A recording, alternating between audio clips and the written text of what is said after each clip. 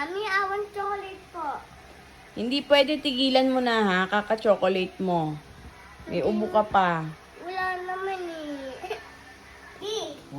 Pwede mama chocolate? Ano man nasabi ni Mami sa'yo?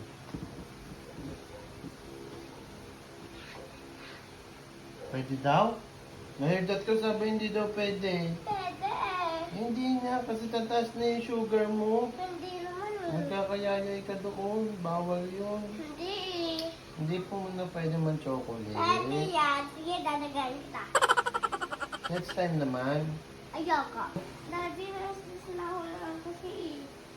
Bakit ka naman nai-stress pa? Iba lang tayo ni Daddy Mami. Huwag na tayong daddy, mami. Hindi na ako daddy mo.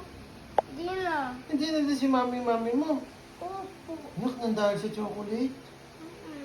Grabe ka naman. Nalalab mo ba ako? No.